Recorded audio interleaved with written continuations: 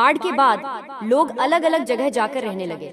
उनमें से एक जगह का नाम था ऊर। कुछ समय बाद ऊर में कई पैसे वाले लोग रहने लगे। उस शहर में बड़े बड़े और सुंदर सुंदर घर थे, मगर वहाँ के लोग झूठे देवी देवताओं की पूजा करते थे, ठीक जैसे बाबुल शहर में रहने वाले लोग करते थे।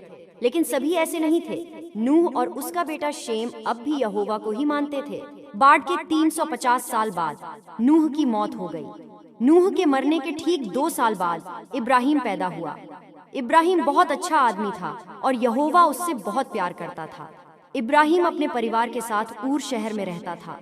उसके पास घर, पैसा, सब कुछ था। एक दिन यहोवा ने इब्राहिम से कहा, तुम इस शहर ऊर को और अपने रिश्तेदारों को छोड़ दो और उस देश को जाओ जो मैं तुम्हें दिखाऊंगा। क्या इब्राहिम ने परमेश्वर की बात मानी? जी हाँ, उसने ऊर शहर छोड़ दिया। इब्राहिम हमेशा परमेश्वर की बात मानता था, इसलिए परमेश्वर ने उसे अपना दोस्त कहा। जब इब्राहिम ने ऊर शहर छोड़ा तो उसके परिवार के कुछ लोग भी उसके साथ गए, जैसे उसकी पत्नी सारा, उसका पिता तेरह और उसके भाई का बेटा लूत। चलते चलते वे सभी काफी दूर हारान शहर पहुँचे।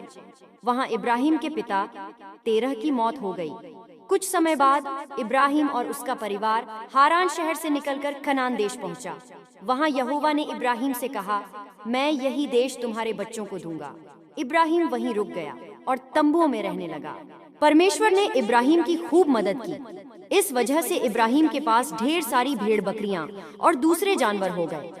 उसके पास बहुत से नौकर चाकर भी थे, मगर इब्राहिम और सारा का एक भी बच्चा नहीं था।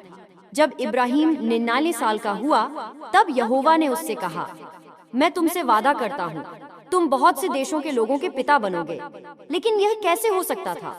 इब्राहिम और सारा तो बहुत बूढ़े हो गए थे और अब उन्हें बच्चा होना मुश्किल था।